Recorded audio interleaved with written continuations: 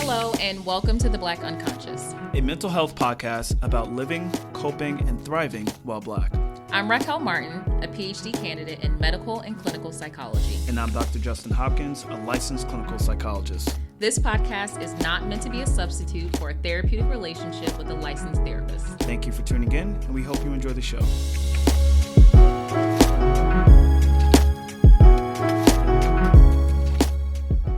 Hey, and welcome to The Black Unconscious. We are your hosts. I am Dr. Justin Hopkins. And I am Raquel Martin. And today is episode 13, entitled Black Family Feud, Growing Pains of Liberation. Today we're going to talk about how middle-class Black families and the first generation of middle-class Black family versus the second and third generation of middle-class Blacks end up having different degrees of freedom in terms of their choice of self-expression, their choice of professional pursuit, and their choice of individual pursuit of their own level of satisfaction and happiness.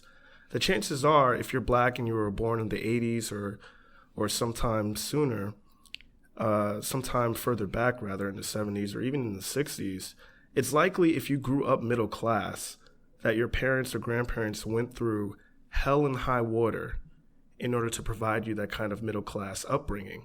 And so there's a lot of sacrifice, dedication, and hard work that goes into that.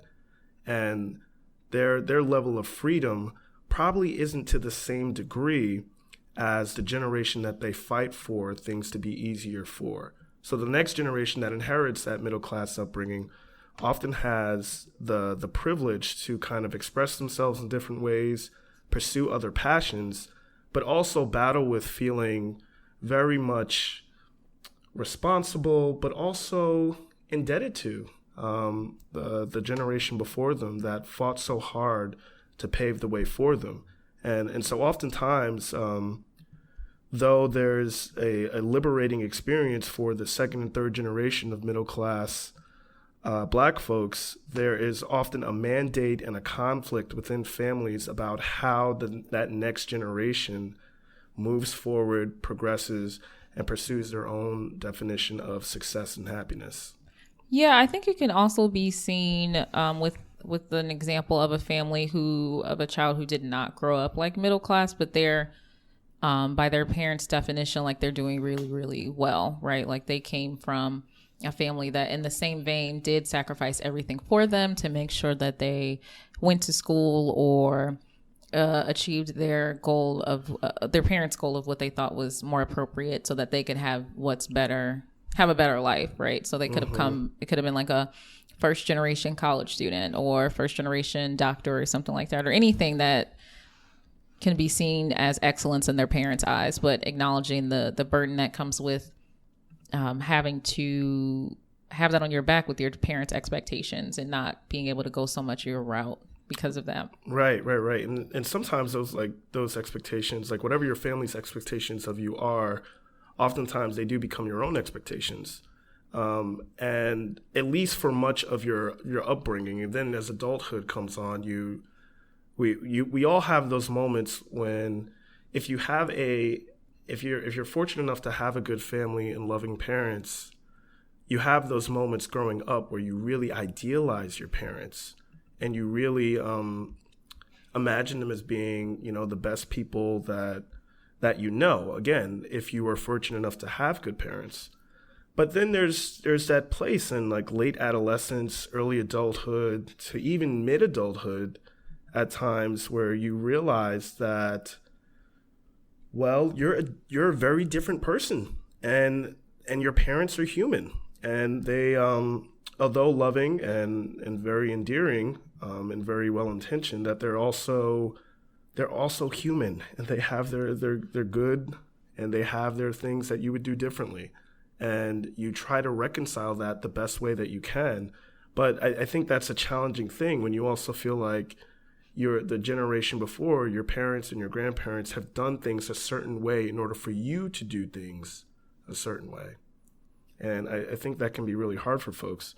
There is a really common mandate in a lot of Black families that the current generation has to do better than the generation before. So I think what you're saying is right, Raquel. Maybe not just necessarily middle class families, but in general, this idea that if the current generation is put in somewhat of a better position than the past generation, there's an expectation that because of that, the current generation has to do more in order to continue to progress and continue to achieve things that generations prior could not.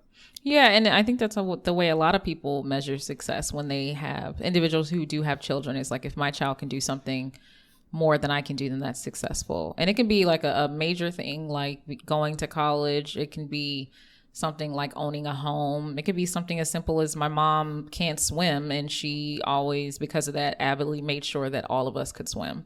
Mm-hmm. And she was just like, well, I don't need to know how to swim. My children know how to swim. And that's kind of my goal. So it can just always be some different barometer. I don't want it to seem like school is, or education, or college is the barometer at which we measure success, because I although I have been in school for like my entire life, I am well aware that this is not the only way to achieve any kind of goal or success and things like that. Sure.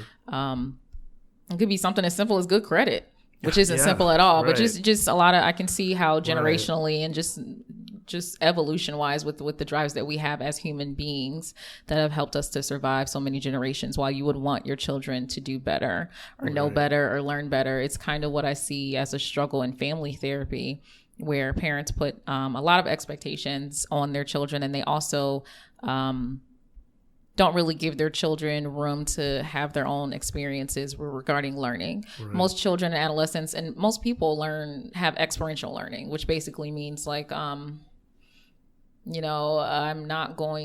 to learn like that stove is hot by touching the stove and then I hurt myself. Mm-hmm. But there's always such a big push that parents have experienced such difficult things like bad breakups or bad friendships and bad relationships. And they try to put that pressure on their child to just be like, don't do this. This is going to end up this way, that the child doesn't get to engage in it or experience it, and they don't really learn from it. Right. And, as an adult, you're able to see, or as a clinician, I'm able to see it's because you're trying to protect your child.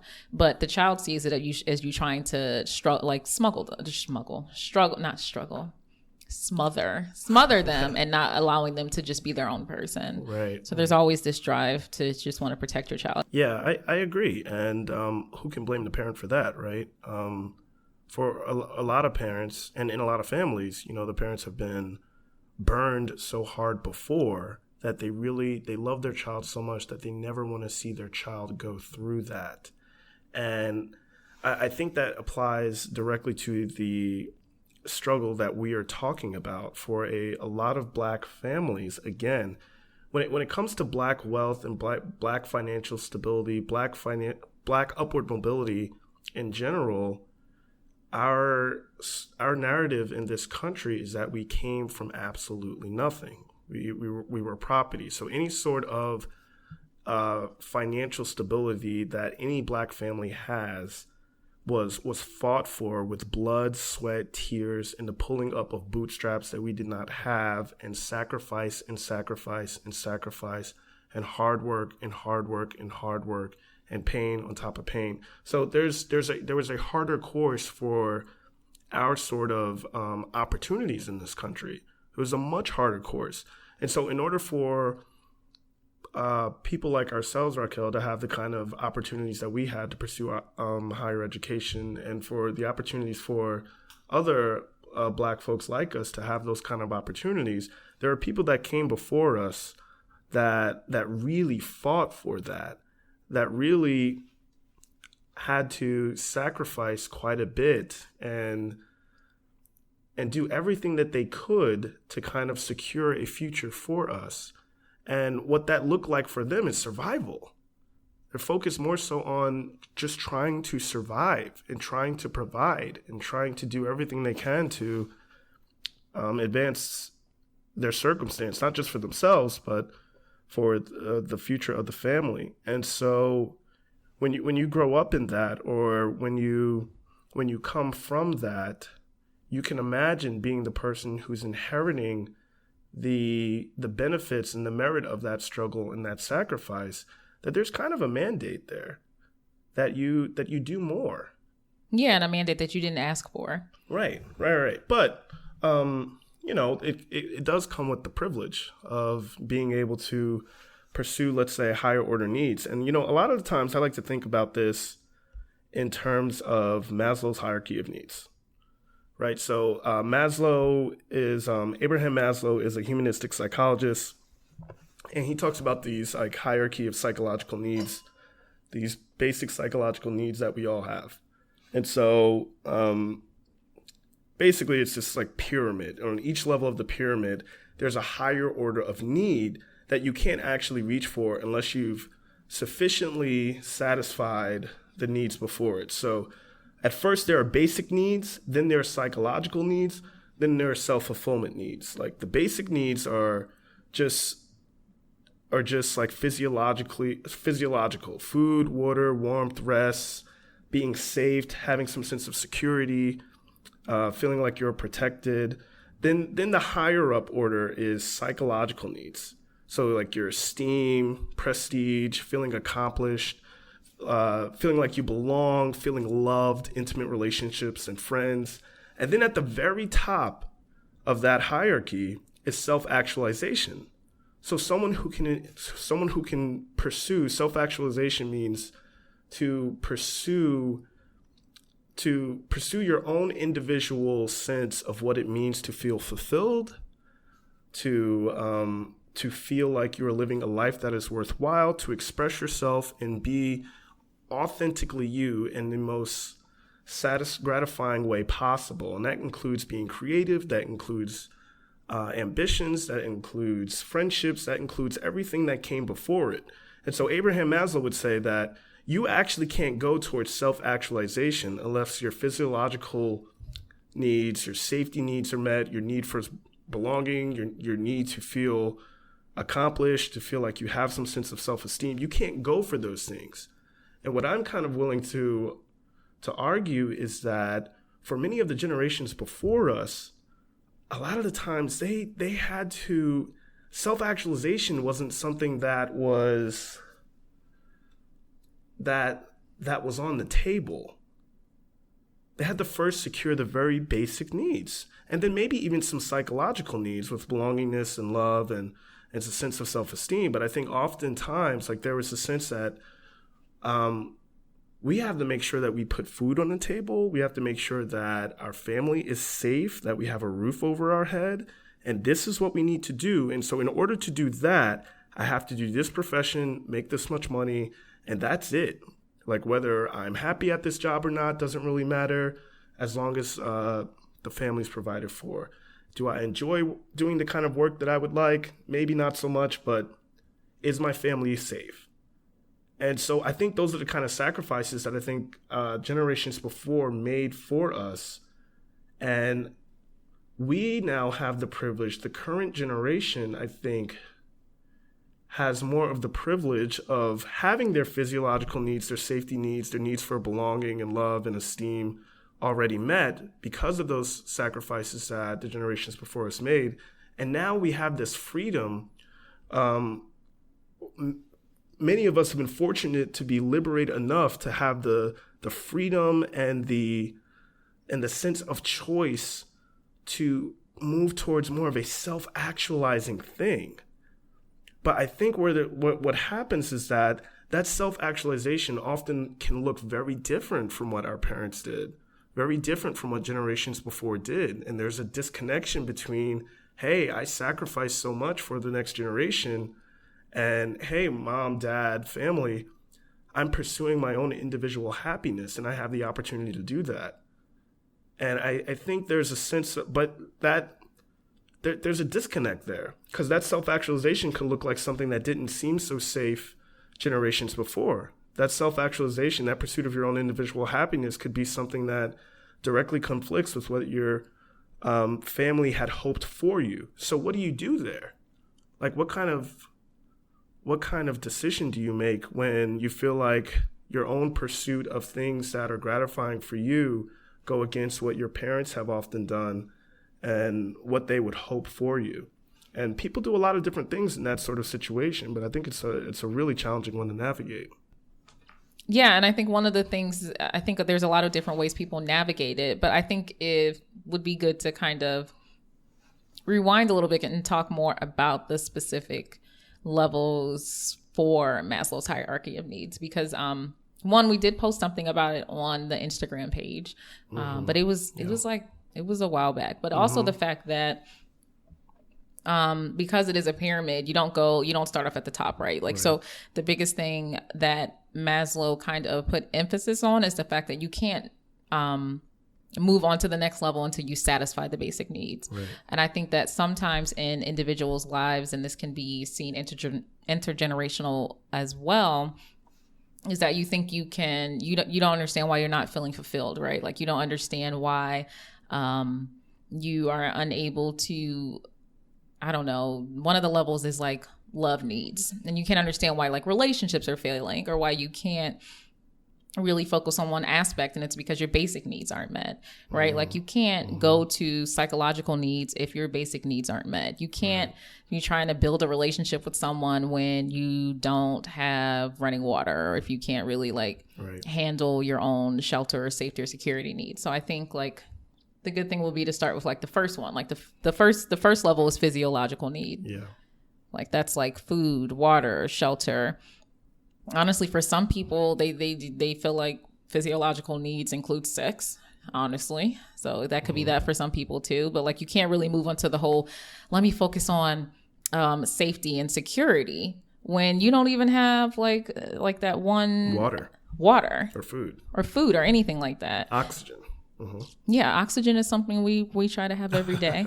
But yeah, like it's you can't really move on to that until you get that settled, right? And then the safety needs, you'll think more about. That's the next level. That's the next level. And I think of safety as like not only like personal security, but like emotional security or financial security. And that can definitely have a big impact generationally, because if you have had some exposure to family violence or childhood abuse or post-traumatic disorder or any kind of transgenerational trauma, and you're not able to process that, you cannot move on to the next level. And I think that's one thing that a lot of people don't really focus on when they're trying to get to the next level. Like, one of the biggest goals in life is to have like substantial relationships, right? Like, and not just like, I've never heard someone say that they want to have like 1 million acquaintances. The goal is to have like a friend. You don't want to have acquaintances. You want to have a friend, like close friends, best friends. You don't want to have a bunch of different, well, some people do, but a bunch of different like women or men in every single area code. You want a wife or you want a husband if that's your goal, because you don't really want these superficial acquaintance, hi, how you doing kind of relationships. You want the, really deep, delving into the deep end. Like, tell me about like what, I don't know, like what's your scent memory of me, or like what's the first thing that you think of when, you're thinking of me or stuff. Like, you want more deep level things. But if you are dealing with like some kind of trauma you experienced, that your family experienced, or stuff that like got passed down to you, which is especially relevant for Black people, because there's a lot of research on the fact that generationally trauma can be passed down from one to the other. Yes. And we all know that our etiology in this continent is a traumatic experience. If you can't handle that, how are you going to move on to the psychological needs, which are like the belongingness and the intimate relationships and the friends. And a lot of individuals don't understand why they can't move past it. And it's because you're trying to jump to the next level and you didn't, you didn't finish this one. Right. I'm glad you like slowed us down so we can dive into that more and more. So we talked about, we've mentioned each individual level, but again, so that first one is physiological, like you said, breathing, food, water. Then there's safety. Then there's love and belongingness. Yeah, and that's like the psychological need. Right. And then after that, then there's a sense of esteem, confidence in oneself, a sense of achievement, and a respect for self and others. Then, last but not least, there's the highest order of needs, which is self-actualization. And that has to do with creativity, spontaneity, ability to be flexible in one's self-expression, and openness to individuality, and separateness and uniqueness in oneself, a level of self-acceptance, a self-love, and acceptance and love of other people. And so it's making the most of who you are. Now, I don't think generations prior had the level of freedom, the level of options to do much of that. And there are large pockets of marginalized communities, African American included, that do not have the privilege, the option to explore some of those higher order needs, because the more basic needs are more challenging, and are what are more urgent. And so for things, when we talk about like the generation before, it really does. If you think about it, right, like when you being Black, right, and trying to move up in life, the more you try to move up, the more you will face resistance, right? The more you try to do better for yourself, the more that you try to accomplish things that make you feel whole and comfortable and safe, or whatever the case may be, to make your life a little bit better, you will face resistance. And I think it's not just external resistance, there's internal resistance too. Like I think there's also what I would think of as kind of like a survivor's remorse thing. Like, and with that, it's more so the pull to like, because you're going to lose some people on the way, right? You're going to lose some, like, let's say, you come from a certain background and you're trying to go higher in life, and you got people who are still in that same neighborhood mentality. You're going to have to leave some of them behind and make sure I don't know, y'all ain't trying to like rob people when you got a business meeting on Monday. Like there's some people who will not be there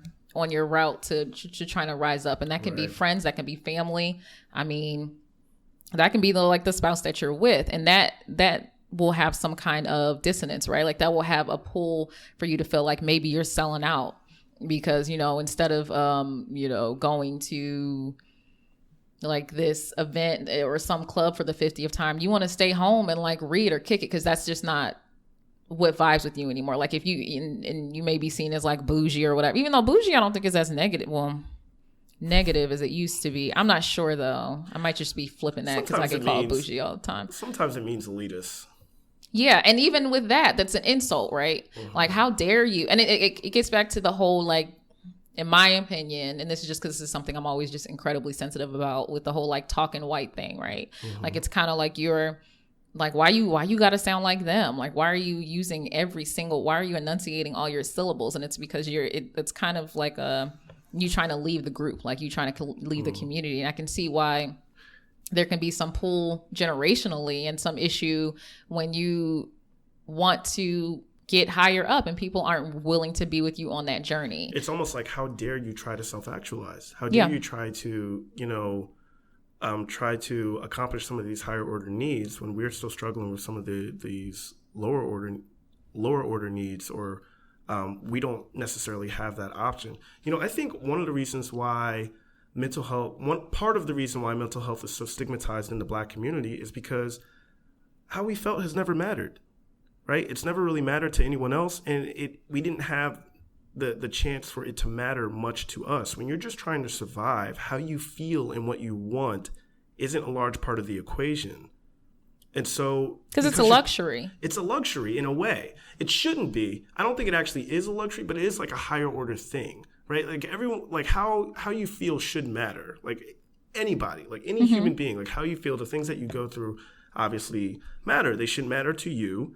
And you should regard them and honor them. But when you're just trying to survive, for generations before us, when you're just trying to survive, what you want does not matter. It's about what you need. Yeah, like therapy is the utmost luxury, because it's like, you went to a doctor's appointment about how you felt, and your teeth cleaned, and you got glasses, and now you're trying to go to another doctor's appointment, and you go on to see the doctor every single week. Because you're sad. Like what you got to be sad for? You got a job.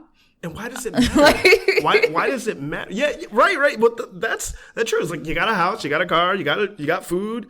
And those are considered basic needs. Those are lower order needs. Like needs. Why? Those are not the biggest thing to have. Like absolutely. It's like, oh well, it's like this. I got this running joke with my friends every time. Like if there's something happening in a relationship. And I'm like, I mean, I guess I should just be happy that, you know, my man ain't on drugs and he ain't beating me. Because sometimes in relationships, honestly, you think, man, I mean, you're a man, so the struggle is real. Okay. But you don't understand how some people will be like, oh, well, you know, we're kind of going through, at least you got a man. He don't beat you. He's not on crack. It's like, what? Like, why? Because the biggest thing is like the basic need, right? Like the fact that some people, the relationship is it. Like the fact that you are in a relationship, it's like, oh, well, he doesn't share his feelings with me as much as possible. Be like, oh, you know who ain't sharing their feelings with me? My nightly date with Netflix. So you should just be happy. You know, like some people, they can't see past. And I think that can be true in so many different avenues where people who aren't getting on like the level that you are, right? Like you're complaining, you can have some complaint, or not even complaint. Like you could be venting or wanting someone to help you problem solve, and they see it as a complaint, right? Like, oh, I just can't really, I'm having concerns about like not being able to work out enough or not being able to eat right or something like that. And they're just like, I mean, I don't see the big deal. You can still fit your clothes. Right. And it's like, you're not even hearing me. It's like, it's very invalidating. So I think like if in anything, if people aren't ready to be on your level, and it's not a concern, but the issue comes in when they try to pull you back down to their level, or they try to make you feel bad for trying to reach a higher level of different things. If they try to make you feel bad for like saying that like, I want to get promoted, or I want to move out of this neighborhood, or I want to do this, like that's where the problem comes in, because they're, you know, and I think one thing to think about is like, most people are just afraid of losing the person that they're more comfortable with, or most people are just afraid of being left behind, because some part of them can realize that they think that they won't be able to reach the level that you're going to. Doesn't mean that they're not able to, but that's something that they have to figure out for themselves. Right. Like just the older I get and the more like I engage with people, some people are just miserable and they try to make you feel that way. Yeah. And you have to realize that that's their problem. Like them saying a negative comment to you, them trying to pull you down, them trying to make you feel bad. That's because they're miserable. Like that is just, and that's nothing that you did. That's something that they have to figure out for themselves. Right. I do think for some folks, like speaking of like generational differences, again, like I just think that what the generation before us, for a lot of them, like what they wanted and what they felt just could not matter because they were trying to survive. And I think there's this culture of, if you come from a very communal family, a family that where there's there's this kind of sense that we all try to progress and move forward in life, then there can be this sense of like selflessness that is, I think, prioritized, and you know, and traditionally communities of color are more communalistic. We've had to kind of broaden our families in order to pool resources together. And so we are more oriented to think about other people within our world and to take care of them. But I think when we talk about just trying to survive and just trying to and also do better for the next generation, there's a sense that you pursuing your own individual happiness and your own individual fulfillment is actually really selfish. And there's a sense that what you want, what you desire, what you would like for yourself actually should come secondary to what's best for the family, or what your parents believe is best for you in the future of your family. Or the example that you're leading by like trying to do a different route. Like, well, think of like so-and-so. And it's just like, well, think about me. And I understand sometimes selfish, I get how like a lot of times the selfish thing can be seen as negative, but sometimes being selfish is necessary, because who do you take with you throughout every single aspect of your life? Yourself.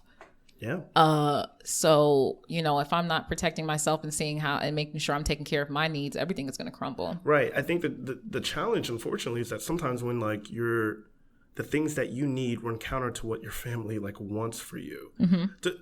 To make 2 points real quick, like one is that I think because like what the idea of like what you want and what you felt doesn't really matter when you're just trying to survive.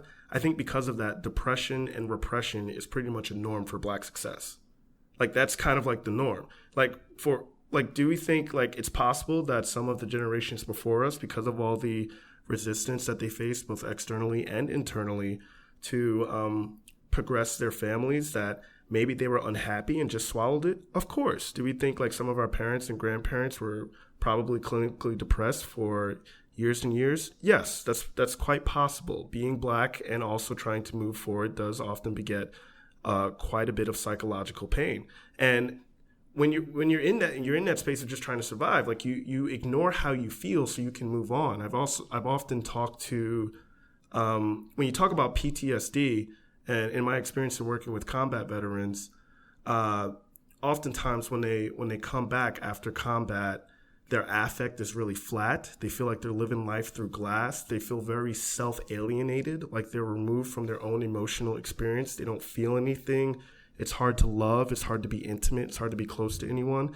These are all extreme versions of trauma. But they describe like those moments when their life was in danger and they just shut down so that they can get out of danger. In that moment, if you're being shot at or your life is being threatened and you think about the fact that you could die in that moment and how upsetting and frightening and terrifying that is, if you actually feel how you feel in the moment while you're trying to survive, you can get stuck and you won't be able to survive. So I say that as a metaphor that, you know, the suppression of how we feel in some ways has helped us to survive and to move on.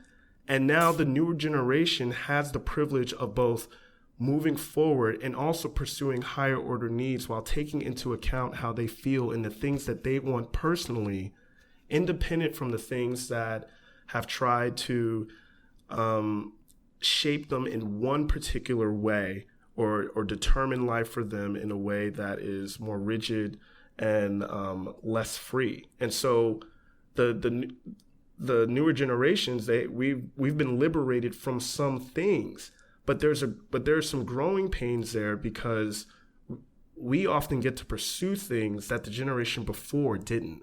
I think generations prior often like sacrificed so much so that we could have the opportunity, not realizing that opportunity also granted us the privilege to pursue our own individual happiness in ways that they may not agree with.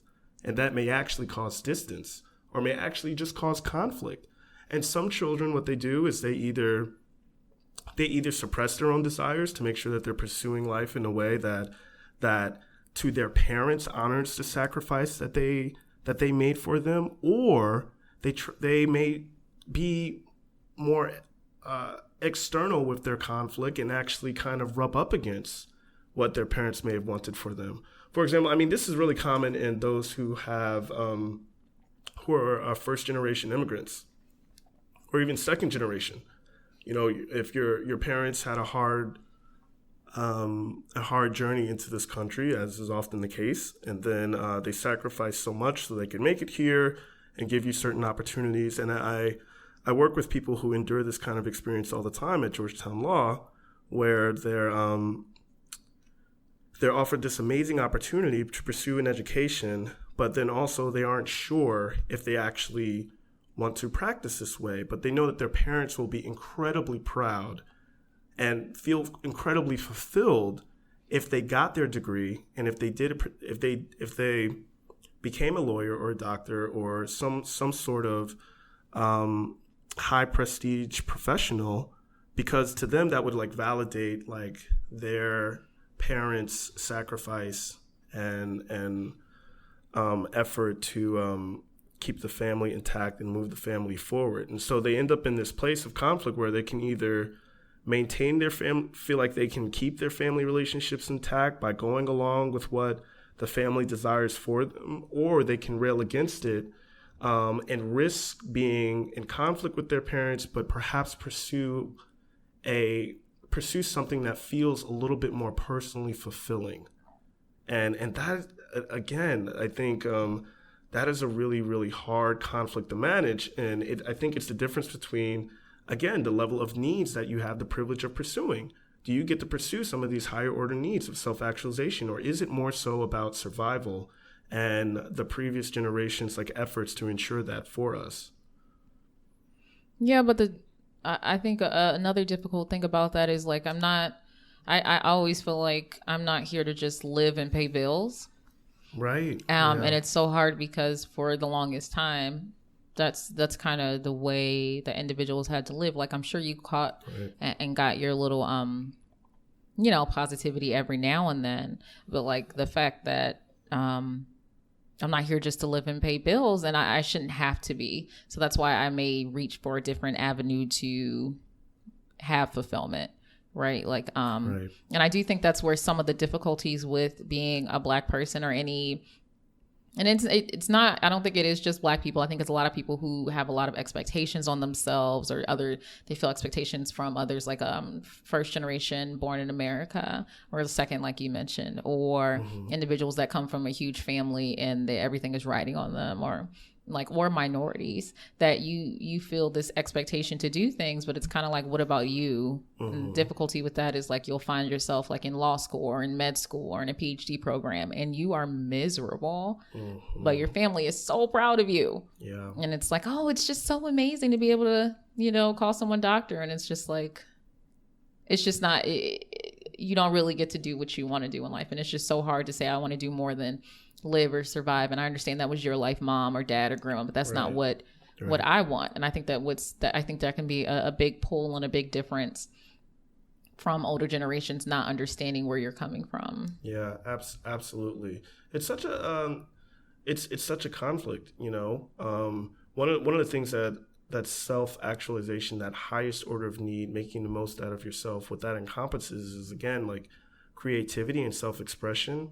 I had someone say to me once that I think every Black person, man, woman, or otherwise, has some sort of desire to express themselves, creatively, whether that be in music, whether that be in writing, any form of self-expression, in part because culturally, rhythm and the arts has been very much a part of our culture. But also, I think the more that people are oppressed, the more things are repressed, and the more that you want to get things out and liberate yourself. And so theoretically, I think it's pretty sound. And so, one example, again, where you can see things like this happen is, for example, a father or a grandfather who becomes a medical doctor instead of pursuing a musical career, even though maybe they were incredibly talented at music, because what it was more important was sense of stability and sense of safety and structure that comes with a profession, a professional degree that would get you a check every single day. And it's not as... A check every day. That's what's up. But like, no, I know what you mean. You know what I mean. Like, it's more like you can bet on it, right? Like you can, there's a sense of consistency and stability when you're trying to make it first as a musician. There's a lot of people that don't make it, or a lot of people that end up having to struggle financially at first, or a lot of people that have to go through their bouts of losing and getting gigs. And so... whereas like the son of that doctor or the daughter of that doctor might have similar interests, and because of the father's sacrifice or the mother's sacrifice, is able to pursue a career as an artist, and maybe the parents don't approve as much, and maybe even at times, right, for parents who are kind of witnessing this, who like want the best for their children and love their children to death, and you kind of see this and you're thinking, well, maybe this is something that I wanted to do and I didn't get a chance to because I needed to do X, Y, and Z to ensure that our family had a decent life. It can be hard to see your child make that decision, especially if you don't agree and you worry about their safety. As a child, it can be hard to make that decision, knowing that your parents have done a lot of different things in order to get you to where you are. And I think this is an ongoing question of, well, if you're in that situation, if this applies to you, like, what do you do when you feel like your own individual happiness is at, and your own individual passions and pursuit of fulfillment are kind of at war with what family members might want for you. And you have to choose, feel like you have to choose between your happiness and the pride or enjoyment in relationship with your parents. I think a lot of people what they do is they kind of make these individual compromises with themselves about who they can be and who they can't be. They shave edges off of their personality and try to live in a way that isn't really authentic or fulfilling, but perhaps partly appeases one side, partly appeases the other. But maybe it doesn't grant them the kind of same satisfaction as doing one or the other would. Yeah, and I think that's also really that's like a really difficult and miserable life to live. You said difficult? Yeah, and miserable. Typical. No, it might be typical too, though, right? Yeah. Well, but I think it also it comes down to what you identify as your values. What is your definition of success, right? So, say like we talk more about the musician example. So, success for the parent could be like, oh, well, you're not going to be successful because you're not going to be like a big star, like exactly right. But to that individual person, success for him isn't being a big star. It could be being true to his art and his or her art, or being able to put out quality work. So like I feel like another way that this kind of gets this understanding and this difficulty in relationship between generations gets ruptured is that there's a difference in just the basic values of what isn't important to you, what's most important to you, what's very important to you, because there's varying levels, right? Some people can say they see success as achieving a certain amount of money, and I think a lot of people there's a good chunk of people who see it that way, because it's like, well, having money is not everything, but not having it is, Kanye said that. So like it makes sense that if you he did say that he did say that was old Kanye. Yeah. R.I.P. But yeah, so dealing with that aspect, you can see the money. But when I talk to my patients, especially teen patients, and talking to them about like what's really important to them as they grow up and they get this certain level of autonomy, you find that their values are pretty significantly different than their parents' values, right? Like you get some semblance of your parents' values, but you get some things that aren't, right? Like some children, you can see like change can be something really important to them. So like I want to have like a life full of change and variety, or like challenge. You want to take on difficult tasks, or contribution for some people is the most important. Like you just want to make a long lasting contribution to this world. And some people, like it's a lot of people, of course, the ones that I'm surrounded by, because we're in internship and we've been in school forever, like academic excellence. So like you may not make the most money in the world, but you have like 1 million publications, and to you that's what success is. So I think getting to the nitty gritty of your values and talking about self-actualization, you really need to take the moment to figure out like what are the values that you're holding and how you're not achieving them, like, or how you may not think like, and how you may think one thing is more important than the other, and you get down to it and it's really not. Like saying like, oh, well, I really want to make sure that I have a certain amount of like, money in my account, and I really want to make sure I'm able to do this and that and stuff like that. And if money is the goal, that's great. But is money the goal because you genuinely feel like you have to have millions of dollars within your account to be successful? Or is money the goal because your goal is to have a certain amount of income so that you can retire at a certain age and it has a certain amount of stability? Like money isn't just money. For some people it is, but for some people it's because you're craving some kind of stability. You really need to take a minute and analyze your values and see where that stems from. Because you can say, oh, I feel like I'm successful when it comes down to money, or successful because I have a house, I'm able to take care of my children, they're able to go to college, I can't go to vacation every other week, but like my children don't have any debt. Whereas other people like just intellect. Like I know for me, intellect is something that drives me most of the time, where I feel like sometimes I may be stagnant in life because I feel like most of the time I feel stagnant if I haven't read a book in a while. And not just a book for work, but a book for school. Like that's something that would make me feel like not a successful person. Like if I feel like for the longest I haven't read a novel in like a couple of weeks, like that's absurd to me. And some people that's not their barometer of like what's important to them. But for me, that comes from my mother as well, because she was very big on school. So to me, it's just embedded in me that if I'm not learning something, if I'm not reading something, if I'm not, trying to engage in critical thinking, then it's just, I'm not really getting towards self-actualization. Yeah. So I think one thing that stems from that is there's a difference in the values that one generation has with another that makes it hard for them to say like, oh, well, you're not successful Like you're not making a bunch of money, and it's like, oh, I'm not successful. I just got a single on the radio. I don't care about money. I want that, know. So just, I think that's one thing that a lot of people don't sit down and think about, like what their values actually are. Like you think it's just money, but it's really what that money can provide to you. And there are ways to be stable without having $1 million in your account. Like if you just have a house, you don't have to have a mansion, but just trying to be more realistic about that. Right. Yeah, one thing I often say on this show is that no psychology develops in independence of anyone else. Like your psychology is shaped by the people that you're around, and the people that you grew up around in particular, when we are most permeable and malleable.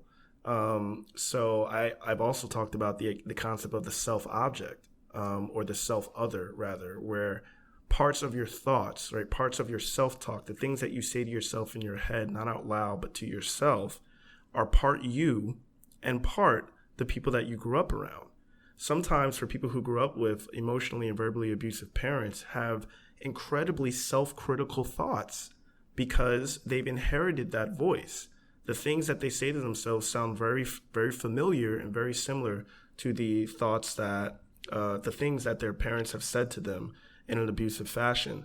And so we adopt quite a bit of our self-talk from those that we are around, and it becomes part of who we are. It is imparted in us from the people around us, but then it also becomes a part of us, hence the word self-object. And again, object is just a word for other. So I say that to say, we all do grow up with some sort of influence from our parents. And if your parents were involved and around and part of your life, we do grow up with some sort of influence from our parents in terms of developing our own ideas and values.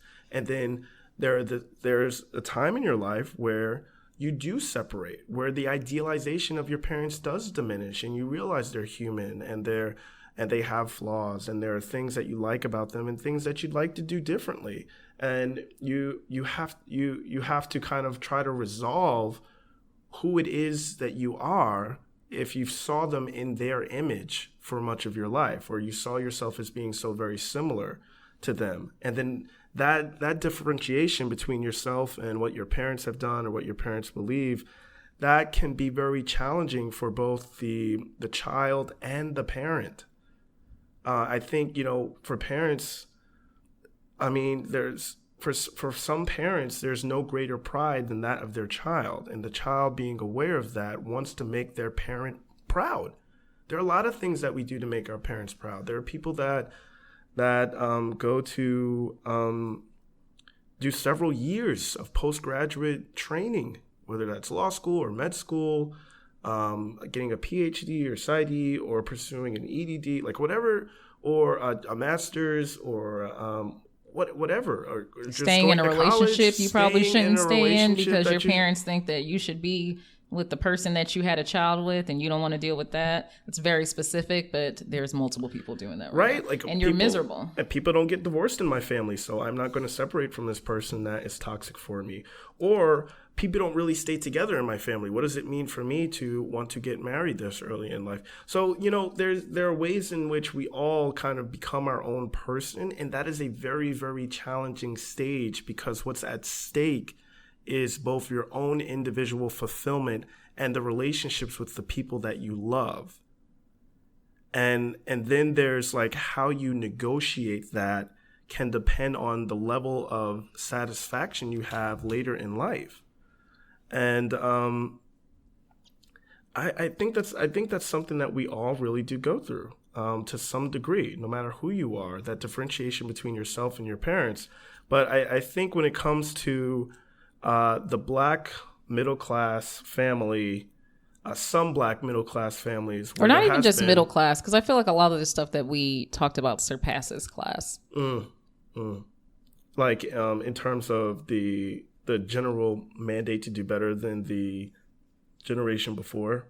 Yeah, I think it's just the Black family in search of like some aspect of excellence, some aspect of achievement. Yeah. And I think that just surpasses class, period. It surpasses race as well, but like where we started off is harder to get to where it's kind of like that. What did I say that one time? Like everyone's like, pull yourself up by your bootstraps, and we don't even have boots. Like, you don't know. We don't have boots. Right. We didn't get boots passed down. Some of your boots are like old rickety ones. Some of them are like Louboutins. So like, you just, it's just like it's. Yeah, I think I've kind of looked at it through a class and SES socioeconomic status lens in a way, because I do think, although money cannot buy happiness, money often sometimes can help one secure some of those more basic needs, like your physiological needs, like food and water, your shelter needs and safety needs. Everything else above that, money can't buy. Money can't buy love and belongingness. Money can't buy self-esteem. It can't buy self-actualization. Yeah, but I also think that it goes back to, like, it's the extent that you identify what, like, the realness behind what the money needs to buy you and how much of that you really need. Because it's like, it's money, but it's not just money. It's money so I can buy a house. Right. And it's like, do I need money to buy a mansion, a McMansion, or just am I okay with a condo? Like, I think it's money, but there's so much more behind that. Because so a lot of people, it's security. Yeah. And I think one thing we also miss is, like, when it comes to, like, the whole safety level and security level of Maslow's hierarchy of need, trust is in that too. And I think there's a lot of trusting others, lack of trust in others and lack of trust in self. And I think that's another reason why it's really hard to go to the next level of getting psychological needs when you don't really trust yourself. Right. Like, the ground is really shaky behind you. And that's because you didn't have a good baseline of trust, which also often comes from, parental relationships. So much happens from parents. Like, no one's perfect, and everyone's going to ruin their child in some way. Just pray that they love, that they find a good clinician. I am sure my child will love their psychologist. They will probably be like, oh my God, my therapist is amazing. I'm sure, because it's like, I'm gonna ruin my child in some way. It's just like, is it able to be dealt with by a trained professional? Yeah, right. Period. I have one of my psychology buddies, he had told me, what my hope for myself as a parent is? That I ruin my kid just enough that it can be fixed in therapy. Fixed in therapy enough to write a good story? Like, everybody got those good stories where it's just like, I got hilarious stories of watching fams just like, fam, duke it out. And just like, oh, remember that one Thanksgiving where we had to separate you guys? That was hilarious. But you're okay now, right? Yeah, you're okay now. Like, but it's just like, just, there's nothing, it's just because it's kind of like that post, like, we live life so in such an abbreviated fashion. Like, you don't, and it's because a lot of people do come from struggle where it was just the basic needs that were met, that we are so used to just trying to get stuff done and pay bills that we don't really take the time to focus on the experience of what happened. And by looking over that and overlooking that, we're missing so much of what is hindering our growth. And so much of what could be really helping us to go forward. And that's what, like, therapy does. It allows you to, like, process that and see, like, I wonder why I'm still having the same problem. And you think you're doing something different, and you are not. You're in the same cycle, but it's just like, we're so used to being abbreviated and not taking the time to focus on things because we're just trying to get those basic needs met, that you wonder why you can't go on to the next level. Yeah.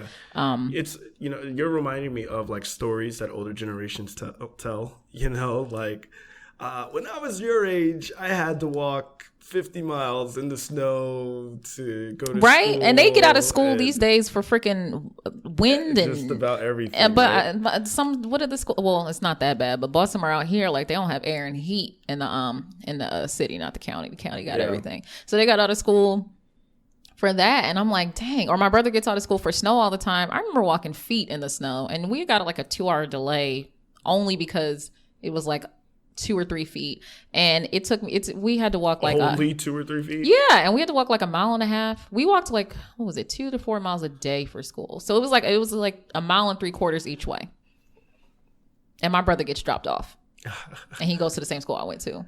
How does that make you feel, Raquel? It makes me feel like my mom loves him more. And everyone clearly loves him more. I know you're listening. We all know it. You don't hide it well. So not happy. That little boy just got back from Thailand and Singapore. My first out of the country trip was, what were we, 25? Mm-hmm. Yeah. I will share a kind of rare, I guess. I think this is becoming more of a frequent thing. I'll give a little bit of a self-disclosure. So my grandfather had to leave school at the 4th grade. Mm. And he told to kind of provide for his family, and he really loved school. He was really good at school too, and he loved reading. To this day, he reads the newspaper every day just on GP, just cause, like, that's his thing. But I often hear the story about him working for working for a truck delivery service. I don't think he drove the truck, but he did some sort of like stocking situation, making like $12.50 a week. And then he also enlisted in the army, and he served in the Korean War, and like sent half of his earnings home to family. So he made like $80 a month, and half of that he would send home. And he would say, like, you know, he didn't really need the money while he was overseas. You know, much of his stuff was paid for. But you hear these kind of stories, right? And I've heard from many of my other like friends, colleagues, patients who have stories like this. Oftentimes people of color who talk about how their family was able to provide certain things for the future generation. And you know, my grandfather volunteered to fight in a war in order for his family to have the things that they needed, you know? Mm-hmm. So that kind of sacrifice is what is heralded and applauded. And so now you look at someone like myself, or someone who's in a similar situation, who has options, right? You kind of want to honor what's been done before you, but also pursue something that feels happy, like fulfilling for yourself. And so what exactly does that look like? I think it's something that oftentimes like generations kind of view differently. Yeah. In terms of like the freedom of choice that we have, the sense that how we feel and what we want does matter, our level of creativity, our willingness to roll the dice in certain professions so that we can kind of do things that we want to do rather than things that we have to do or need to do. And, you know, it's a different way, I think, of viewing life. And if you're managing those kind of issues, and you find yourself in a similar conflict as the one that we're talking about, where you feel like what you want is at war with what your parents might want for you, I think there isn't a clear-cut answer, but I can say that therapy absolutely helps to process it. It can absolutely help for you to get to a better place of understanding and clarity on what you feel you can or cannot do, and even navigating the relationships with family members about their expectations of you versus what you'd actually want for yourself. Yeah, and also being mindful about what's going on with you. So I think that's a good place to wrap up. Yeah, that sounds good. I think this is a pretty intricate discussion. I think there's a lot of layers to this. You know, there are. But we hope you guys enjoyed. Yeah, and thanks for tuning in. Find us everywhere you can find a podcast, and on Facebook, or on our website, and on social media. Instagram. Our website is theblackunconscious.com. Instagram is theblackunconscious. We are on Twitter at BLKunconscious. I think that's it for us, guys. All right. Thank you for listening. See you next week.